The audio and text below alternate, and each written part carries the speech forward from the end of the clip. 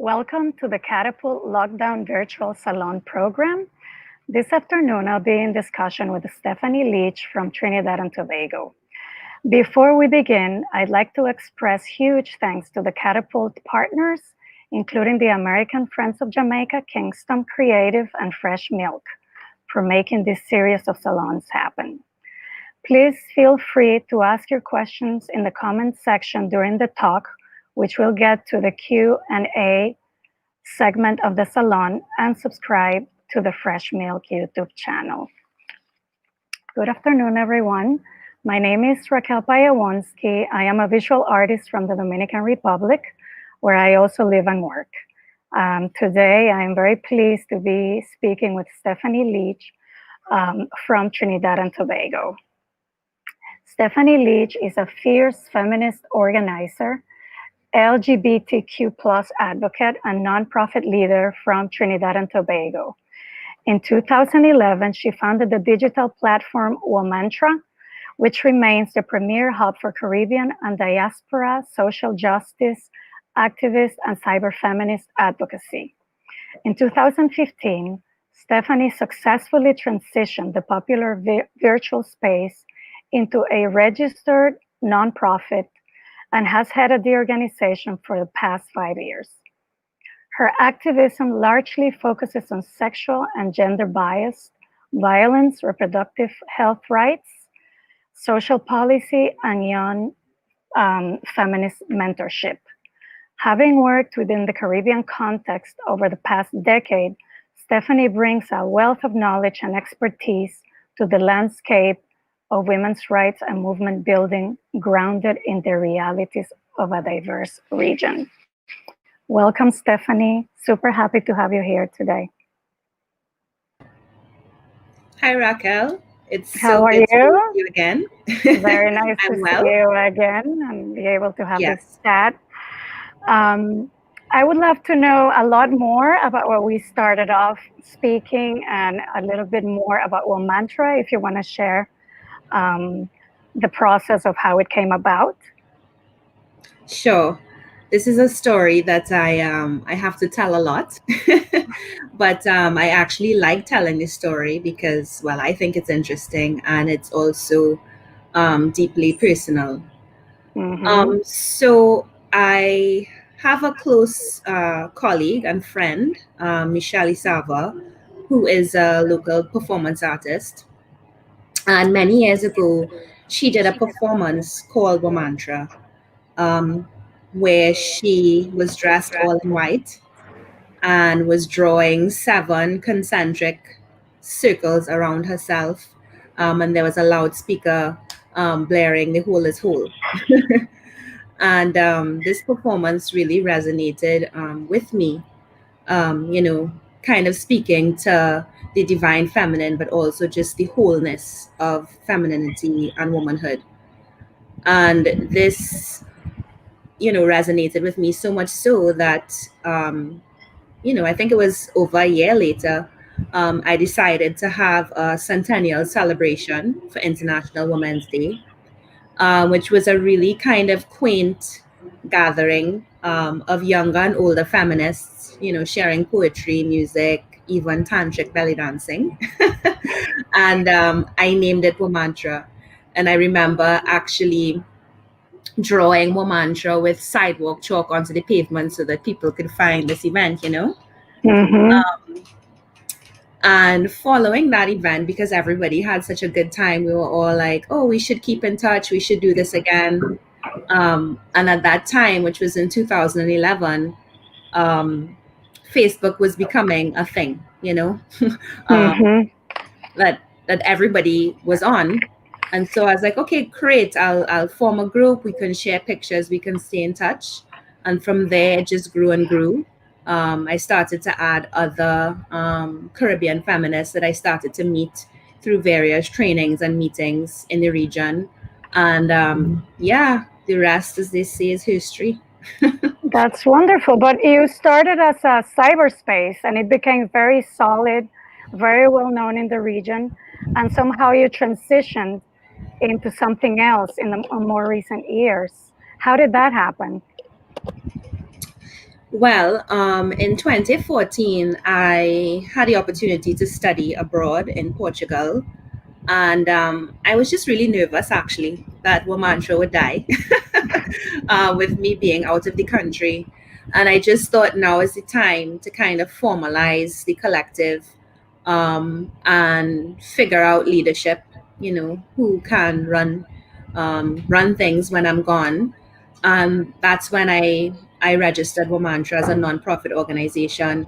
And that came just after we had done our first programmatic activity, which was a mentorship program for girls. So we had actually already started to move out of the cyber world and into quote unquote real life. So we were, kind of already starting to do organizational work. Mm-hmm.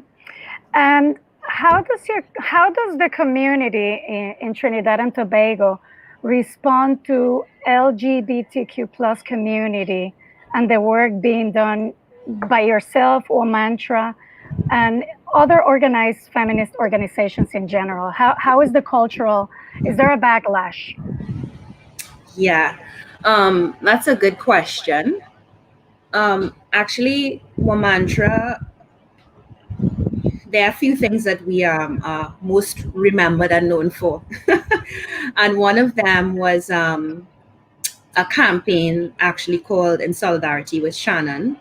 Um, Shannon Gomes was a young woman who was attempting to go to a club called Aria Nightclub in Trinidad. And it was like a ladies' free night, which we know is kind of common because, the club owners want women in their club. And she was wearing a shirt and pants and like quote unquote male dress shoes. And the club bouncer basically told her that she wasn't allowed to come in for free because she was dressed like a man. And I became aware of this on Facebook. Someone just posted it with an image of like supermodels dressed in what you would consider stereotypically male clothes, um, and looking sexy, and basically just making fun of how ridiculous the whole situation was. And I just became really enraged, just me on my own. I decided I have to do something about this. And so I, put out a public call for, all women to come dressed as men in front of Aria and have a protest or solidarity action. And to my surprise, more than I think 30 women showed up. And I think I didn't realize how important that was at the time, because I think this was one of the first, public actions that really centered lesbian women, and specifically the kind of discrimination that women face, even if you're not lesbian, just around gender identity and all of that. And the media really picked up on this, and it became a thing. I was doing interviews and all of that, specifically talking about gender identity and about transphobia and all of these things that were being attached to Shannon's body. And I think that it was really a kind of turning point where, we were talking about these things on a national scale, because of course conversations were happening around sexual orientation, but those discourses tend to be very male-centered, etc., or policy-centered. But this was just about, regular discrimination, like going to a club, and people kind of resonated with people, particularly because there's been similar pushback against clubs in Trinidad around race. So I think people connected with it in a particular kind of way. I find it very interesting also that I read a comment you made about how WOMANTRA has really contributed to sort of normalizing feminism and activism and advocacy in Trinidad, which is really an incredible and a huge job. Yeah. So good for you. But it definitely comes with a lot of pushback and a lot of backlash. Of course. So, one of the phrases of the day, yeah, in Trinidad is where's WOMANTRA. So people are always asking that question online, whenever there's any type of event that they think a feminist organization should be concerned with, they ask for us right away. Wow. So the other thing that I wanted to ask about is the process of incorporating art into activism. How do you feel that doing that is different from other types of activism in its effectiveness?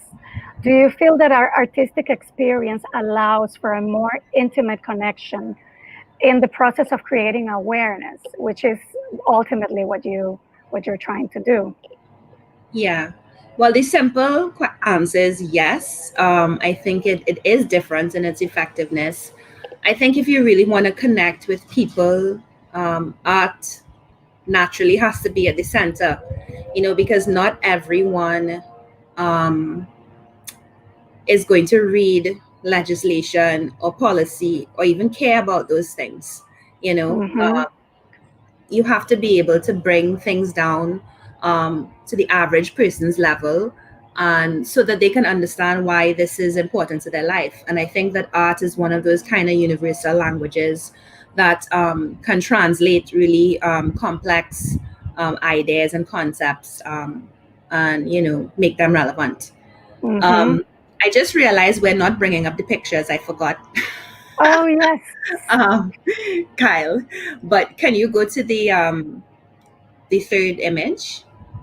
So what I would say to answer the second part of the question is that yes, there is a more there's a different dynamic when and an intimate connection, as you said, using art. And for me, that has really been demonstrated through the baby doll character, Mm-hmm. because I've been attached to WOMANTRA for so long, it's very hard for me to sometimes separate my own identity from the organization, because a lot of my vision is executed through the organization. But the baby doll has always been a site where I can just be myself. Mm-hmm. I'm not representing the organization, and I can really use my own voice to talk about things that are important to me and in the way that I want to tell a story. Can you tell us a little bit what baby doll is and Sure. how it became? Yes, of course.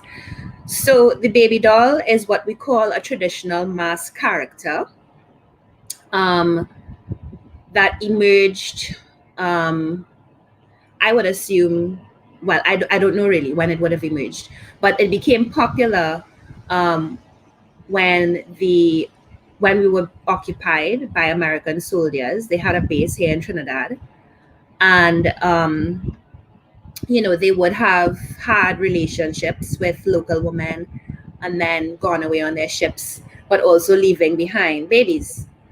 And so the baby doll is a character that is a young girl or a young woman who is pregnant or has a baby or both, and is looking for her child father. And a lot of the babies were white, one, again, because of the reference to American soldiers, but also because there just weren't black babies, right? Even now in 2020, it's hard to find a black doll. Um, Yes, it is. so, yeah. And so the baby doll would go on the street, during carnival, and single out men, and ask, basically accuse them of being the baby daddy. So they would, if a man is standing with his wife, she would say, "Oh, you don't remember me? 11 months ago, and you was jumping through my window. You're pretending like you don't remember me because your wife is next to you," you know, and really calling out men and demanding that they be responsible for their children, and then also asking for money. So they typically say, "Where the money for the child milk?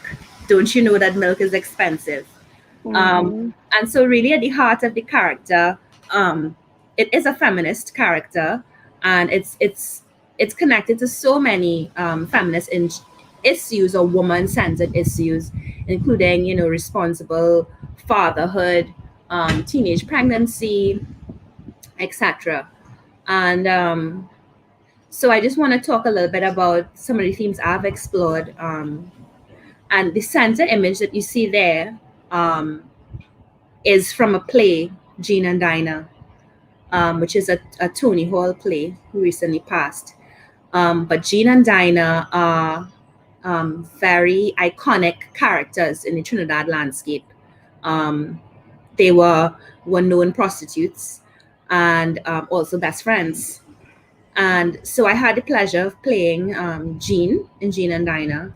And the character, the baby doll character was used for Jean to actually talk about her sexual assault, which probably happened when she was a girl, and I think that the character does that really well. It can transform you and take you into a different headspace, and really explore things that are difficult to do, but using a familiar and traditional art form to connect with a local audience.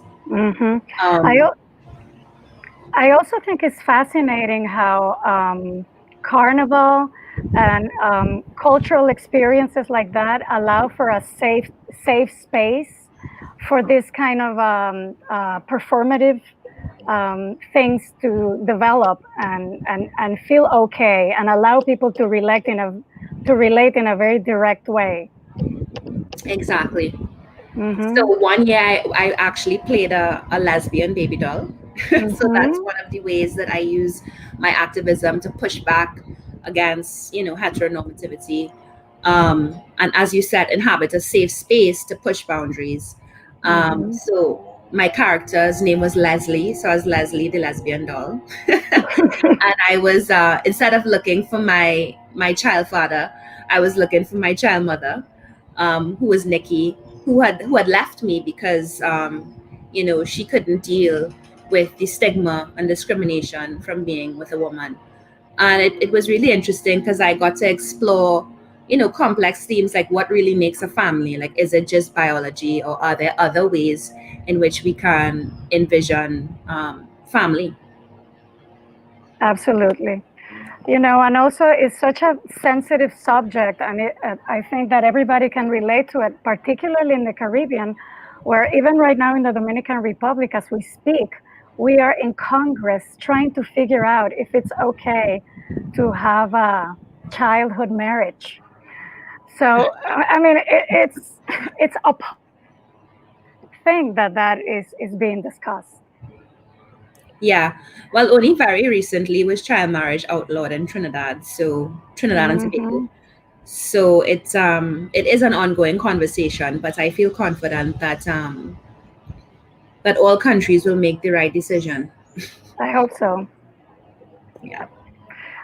There's also a few other performative projects that you've had, Silent Silhouettes and Black Lives Matter.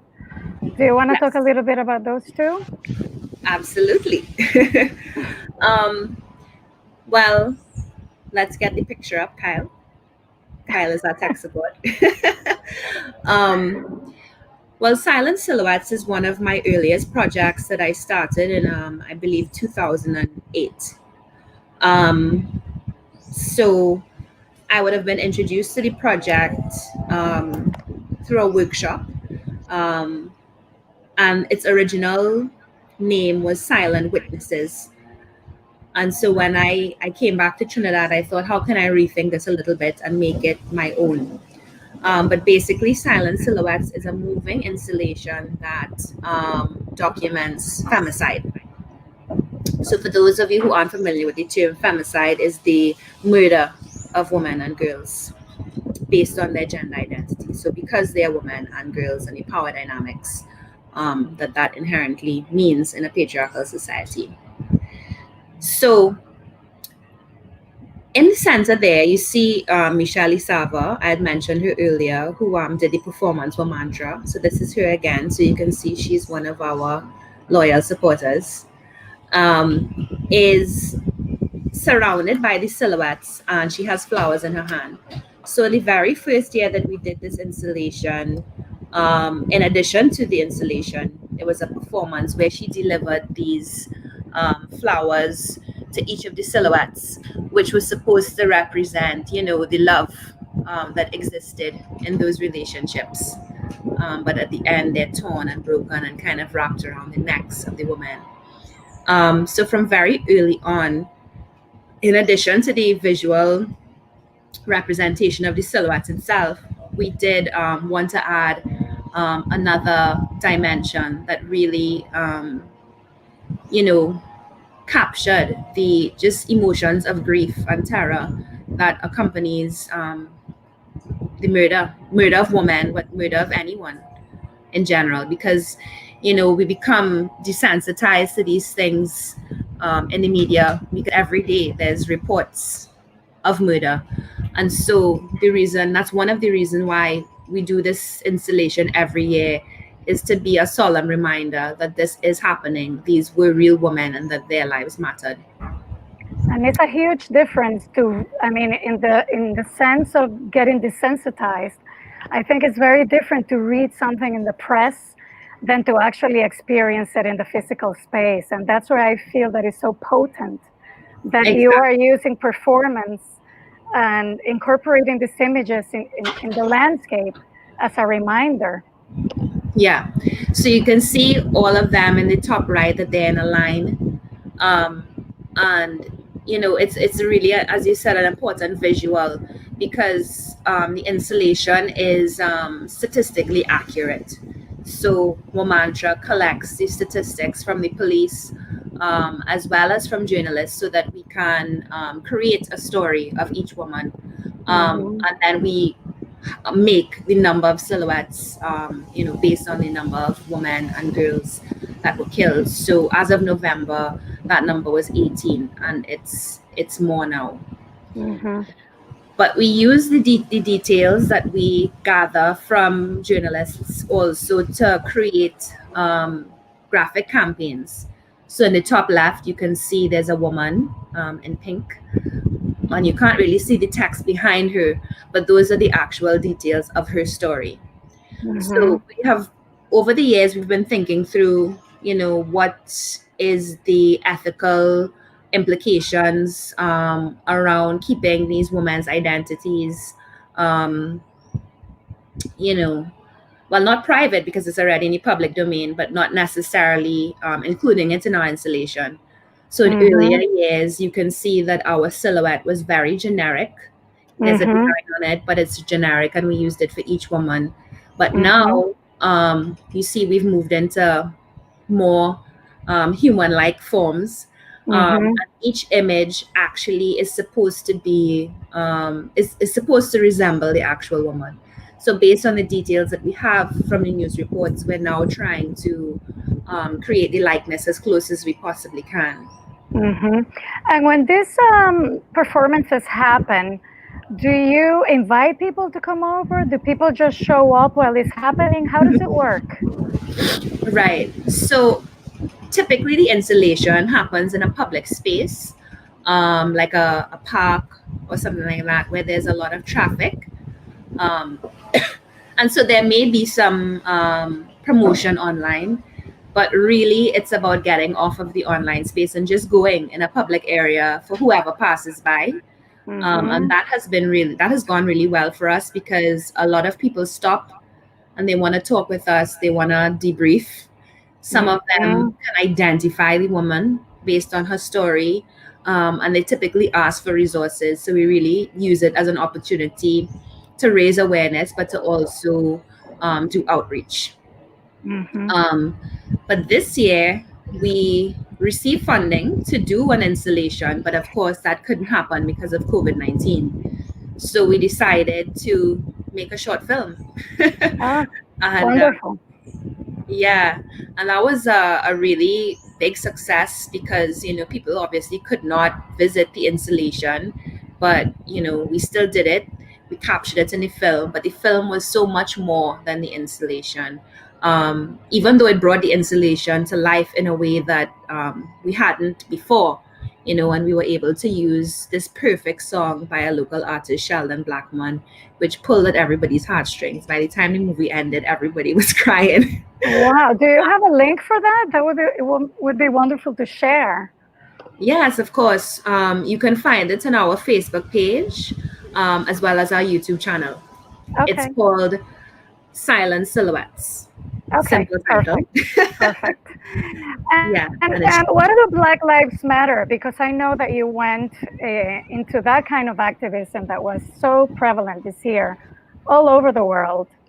How did that happen? Girl, it was a journey. But can we have the next image? Yes, thank you, Kyle. So some folks who we knew had a Black Lives Matter, action, solidarity action in front of the American embassy, and WOMANTRA decided to go.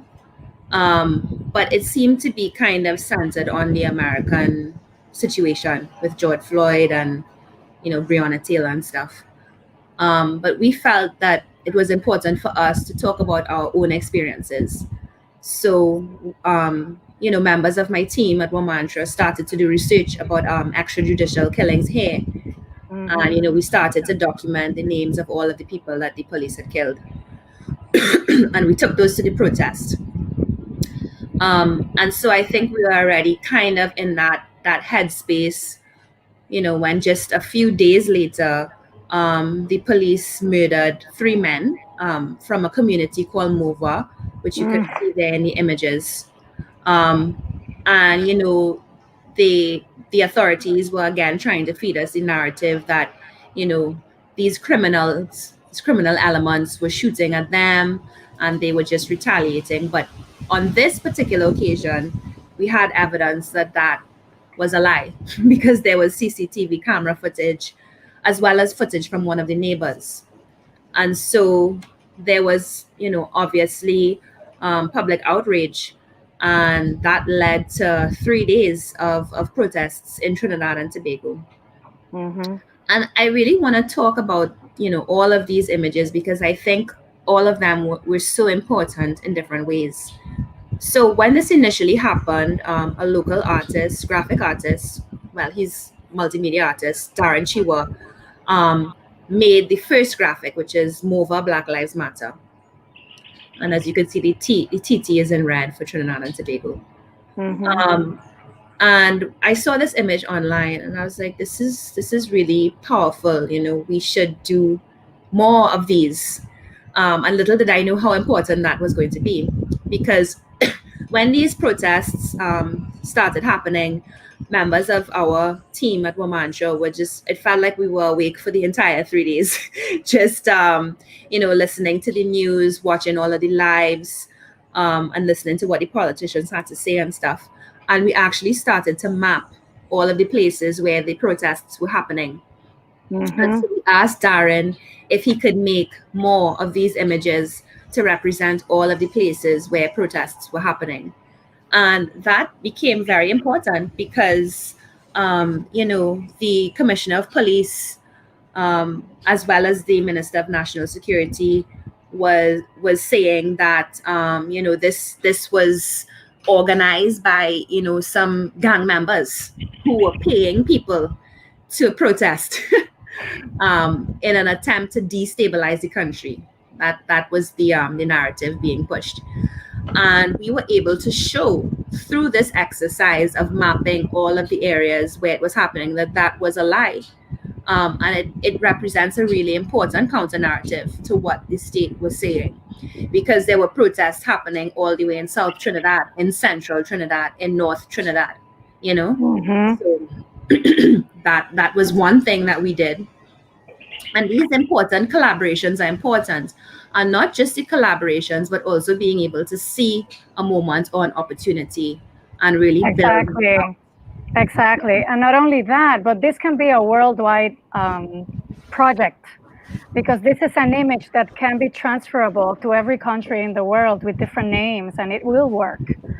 Yeah. So just putting that into perspective, it's really powerful. Yeah. Mm-hmm. So another thing that we did is, you can see a living right there in one of the images. And these were apparently some of the last words of Joel Jacobs, which was one of the 3 men gunned down by the police in Mova. And why this was particularly heartbreaking was because it was his birthday. And he was just with a couple of his friends, and they were about to go down on the main road to buy some rum to celebrate his birthday. And he literally lived right there.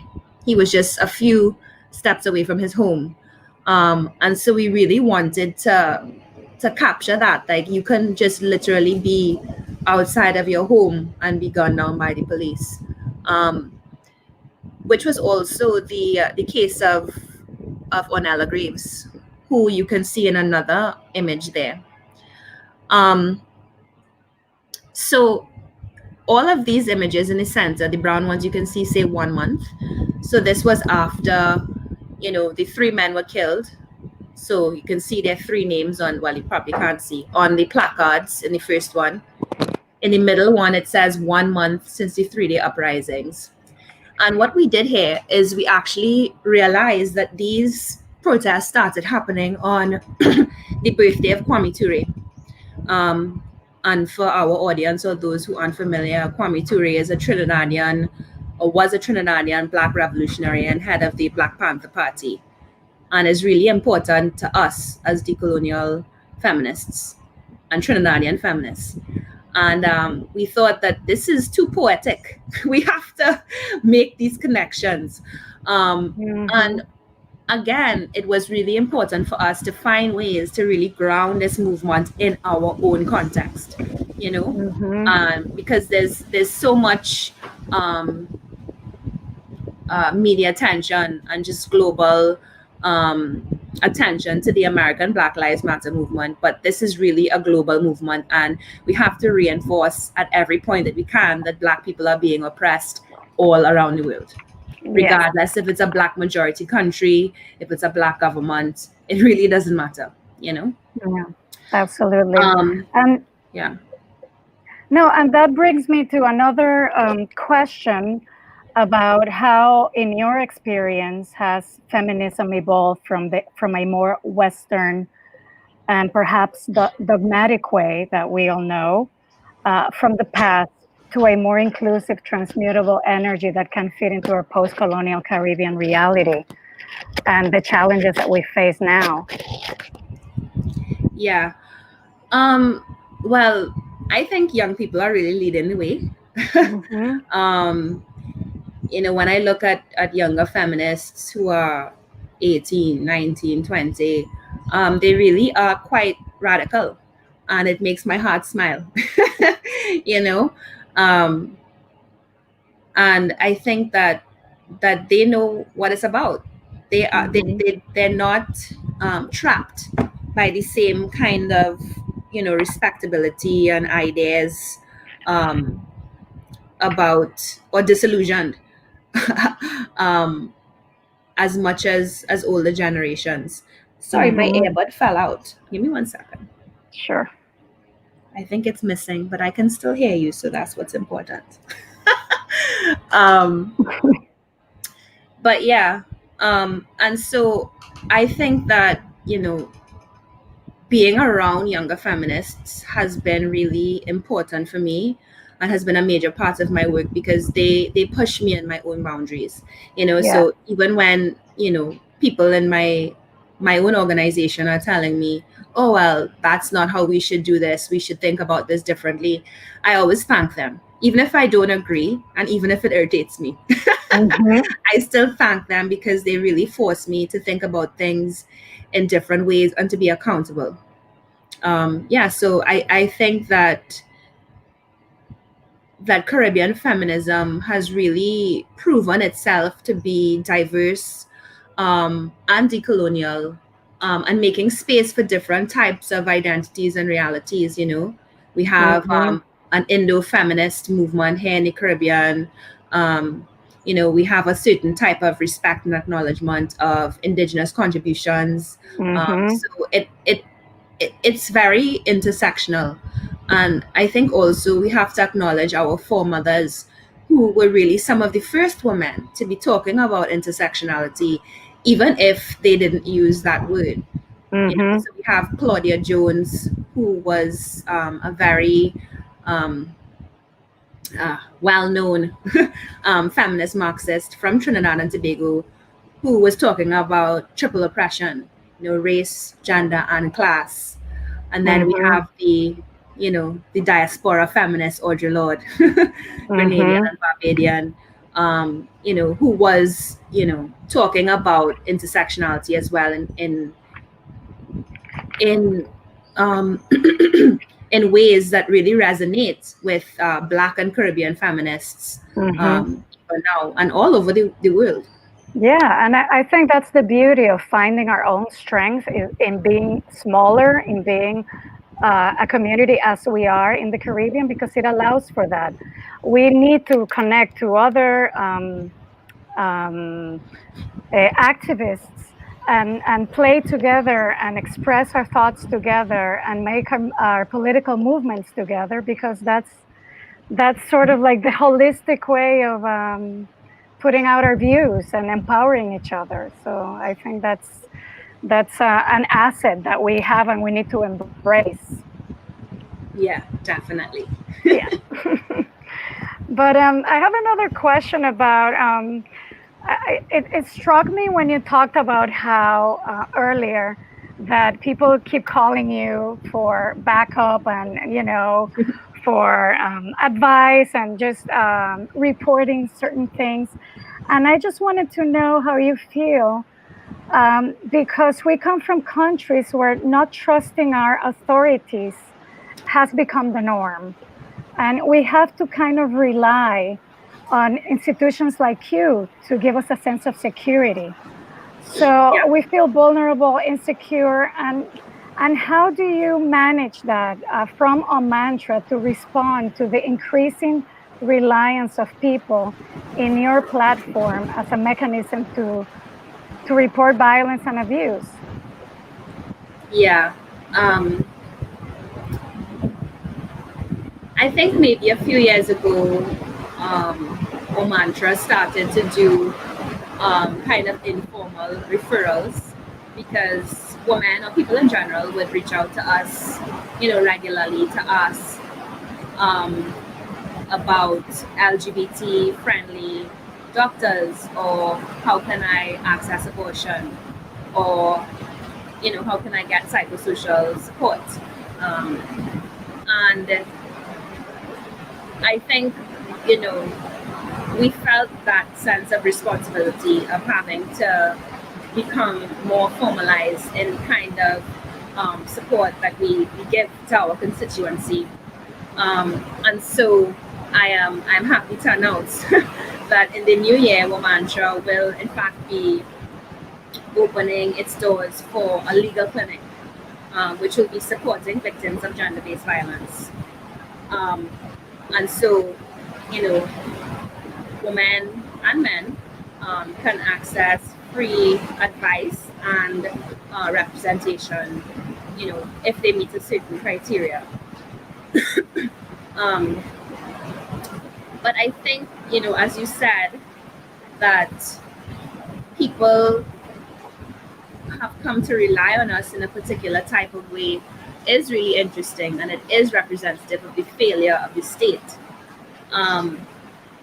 And NGOs really need to be supported, because they are offering services that the government can't for whatever reason. And I think this whole phenomenon about asking where's WOMANTRA is really just a kind of national pride that they literally have no faith that the government or the state is going to do what it's supposed to do, because it's really not, it doesn't really make sense to call on an NGO when a woman is killed.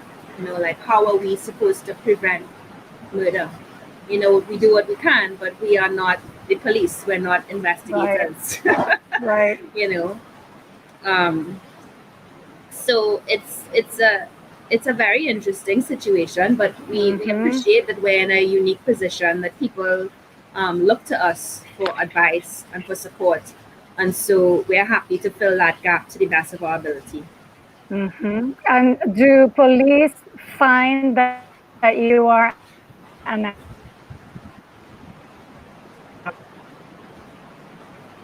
Can you just please repeat that, Raquel? Yes, I'm asking if the police or the authorities in Trinidad, do they consider you to be an ally in terms of the support that you give to the community?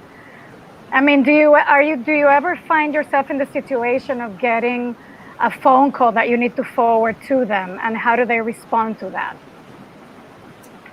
Yeah, well, it's mixed reviews. I think that the police is happy, when you're praising them, and when you're not praising them, it's a different story. Yep. But WOMANTRA is fiercely committed to holding state institutions accountable, and we are accountable to our constituents, to our members, and to women. I mean, we're WOMANTRA. Exactly. So our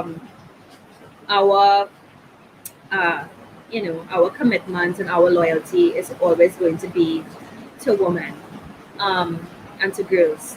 And so I think that the relationship is kind of touch and go, and that's why they need to have proper formalized mechanisms in place, so that it's not just like, oh well, I don't like what WOMANTRA said today, so therefore we're not going to give them information tomorrow. There needs to be a proper structured way in which NGOs and state institutions, not just the police, but all state institutions, can share information and have partnerships. Even if you don't consider them an ally, the point is we have common ground, and we're working towards the same aims, which should make us allies. But these relationships are complicated and require negotiation. I can imagine. All right, so I wonder if there are, because I believe we're in that time where we can start receiving questions from the public. So are there any questions that maybe Stephanie can answer? Annalie is asking, thanks for sharing, Stephanie. Under COVID, violence against women has risen exponentially. How has it impacted WOMANTRA's work? Yeah, that's a good question. So it has caused gender-based violence to rise exponentially. And so part of what we did is to create a survivor handbook, which is, if I might say so myself, really one of the most impressive survivor guides that I've seen, because it's so comprehensive. It outlines all of the resources that are available for victims of gender-based violence. So not just the hotline numbers, but also organizations that offer support, the specific types of police units that exist, how you can get in touch with them, but also the COVID-19 measures introduced by the court, for example. So now you can get an emergency protection order that a magistrate can prepare for you. There's a special hotline number for the courts, etc. We also offered information in Spanish for the migrant community, because we have a large Venezuelan migrant community here now in Trinidad, so that they can also access these things, because we've seen at least 4 women, I think Cuban and Venezuelan women, being murdered within the past year. But also a specific rights section. So how can people navigate the legal system, particularly when dealing with police? So telling people they have a right to be accompanied at the police station, for example, because, a victim can obviously be traumatized after an incident of violence and want somebody to go with them, and oftentimes the police might be dismissive about that. So you have a right to be accompanied, or you have a right to a receipt. So, for example, a lot of times when people go to make a report, it's not taken because the police say, oh, well, we don't have any receipt books. That's not an excuse. They can write receipts on a regular piece of paper and just stamp it, for example. And I think that the police has been able to get away with a lot of things because people don't know what their rights are. And so that was a major part of the job of the handbook, is to inform people of their rights, but also to inform people about the law. So it also included We also did a virtual campaign actually about the domestic violence amendments. So the Domestic Violence Act was amended in June. And so we wanted to bring rights to the people, let people know what these rights are, again, because who reads the law? And we don't really have a rights-centered or educated public. And so I think that has become a major part of WOMANTRA's work, is breaking down the law in ways that people can understand, and again, that is relevant to their lives. Because there's a lot of stuff in there that's really important. Like, for example, now with the new amendments, there's no cap on the amount that a woman can be awarded. So before it was like $15,000, and now there's no cap. It's within the judgment of the magistrate or judge. And these things are important for people to know. And especially if the judiciary is not, fully on top of the law, and this happens, they might still be working on all understandings of the law. And so it's really important for our citizenry to know and understand their rights. Great. Oh, and as I mentioned, the legal clinic, which will be opening in January. So, and it will be available virtually. So we're really hoping that can offer some relief to victims at this time. Okay. I think we have 2 more questions. Midas is asking, how do you transition between theater, art installation, activism, and the digital space? Do you find the shifting difficulty, or is it energizing? It's definitely energizing. I don't find transitioning between different methodologies and approaches difficult. I've always been that way. Since I was a child, I was involved in dance and theater. And so those things I just carried with me. They don't really seem like they're separate things. And, Raquel, we had talked, in our initial conversation a little bit about that, like how artists see themselves as artists and how activists see themselves as activists, and how seeing yourself as both is really difficult.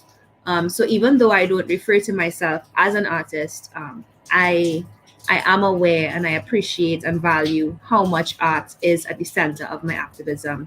And it feels very natural to me, particularly because my main, I suppose, point of reference or practice is writing.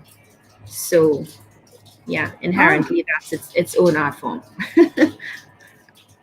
Wow. I did not know that. And we've been speaking quite a bit. That's great. That kind of puts it all together. Wonderful.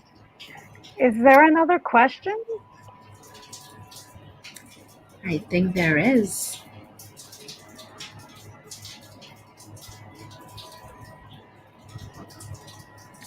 Dim Vibes, as a hub for Caribbean and Diaspora social justice activists, can you talk about WOMANTRA's regional reach?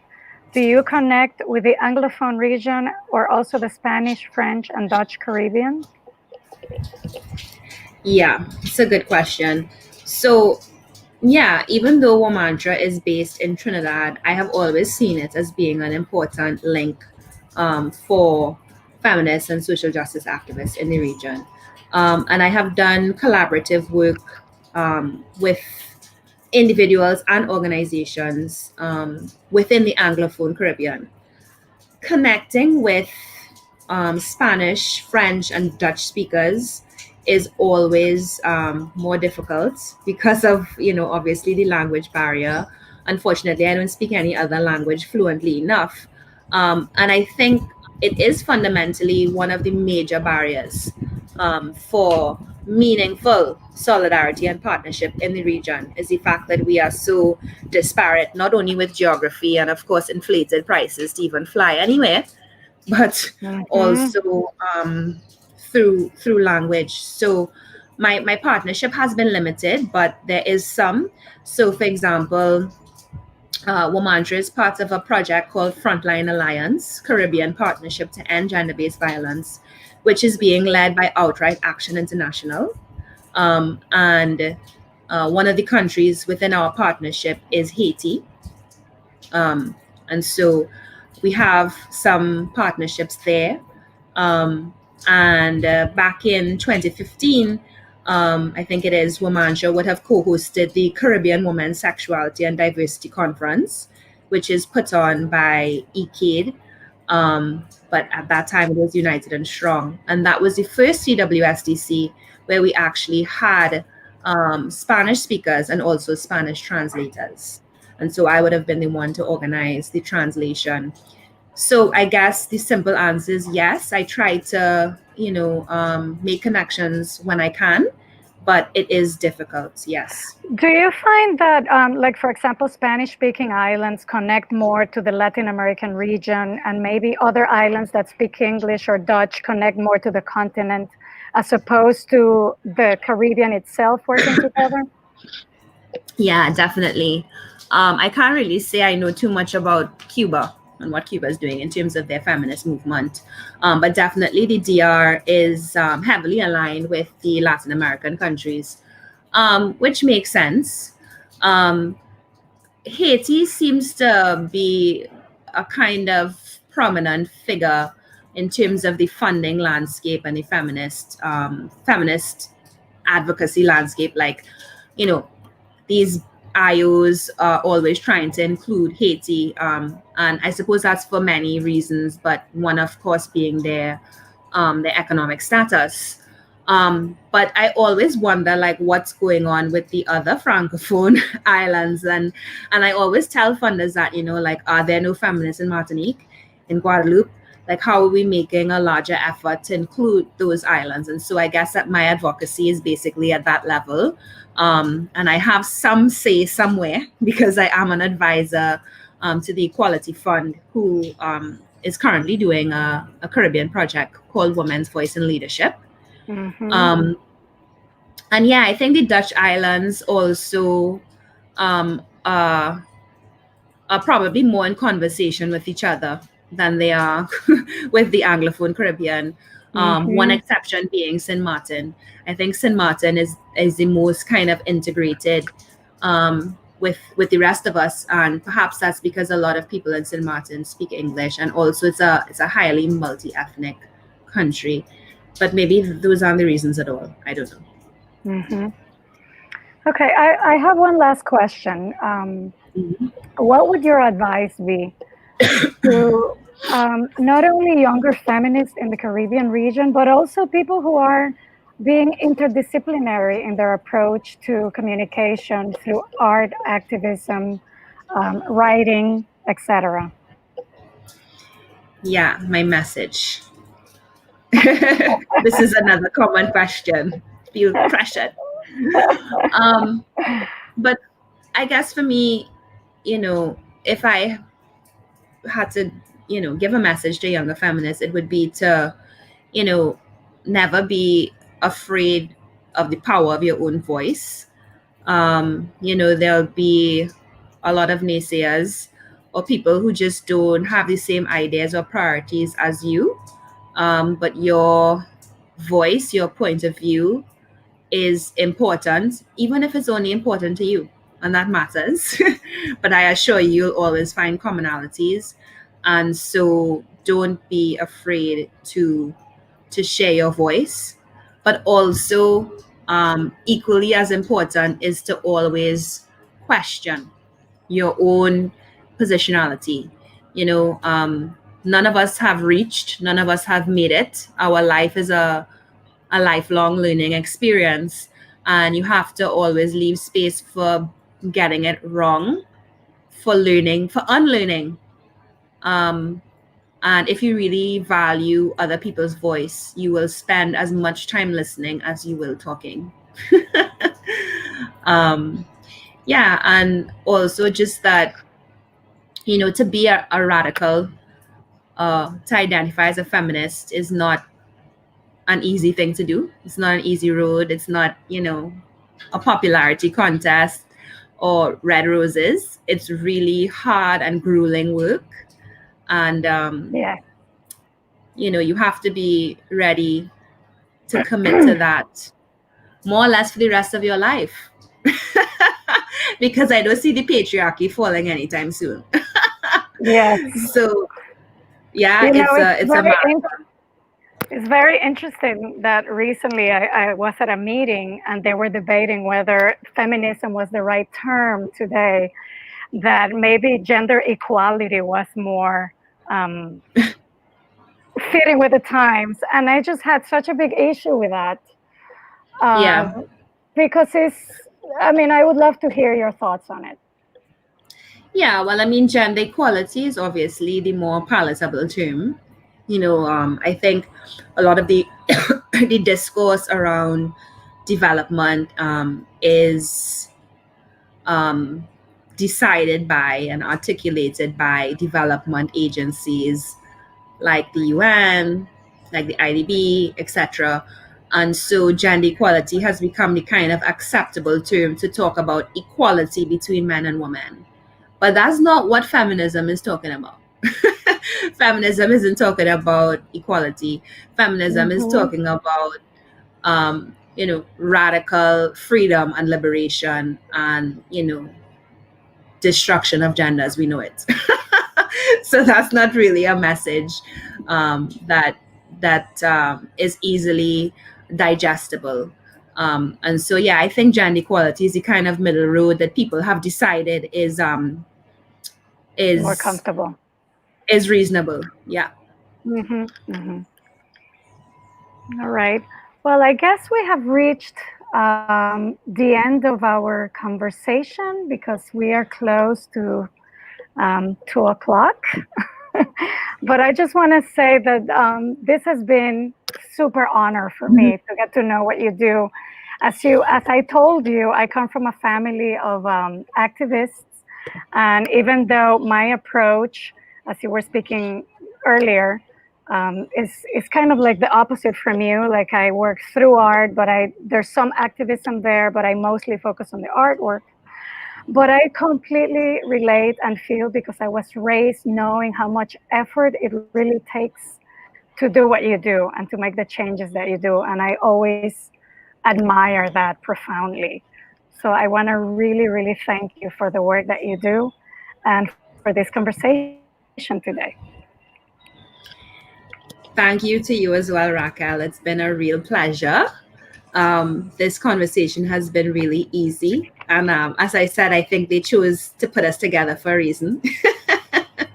And the work you do is also amazing. So it's also been an honor for me. Thank you. Thank you, Stephanie. I would like to please remind you to tune in today again at 4 p.m. For my discussion with Puerto Rican-based artist Awilda Rodriguez Lora. In closing today's Salon, I'd like to express huge thanks to the CATAPULT partners, including the American Friends of Jamaica, Kingston Creative, and Fresh Milk for making this series of salons happen. Thank you all. Have a wonderful day. Thank you all.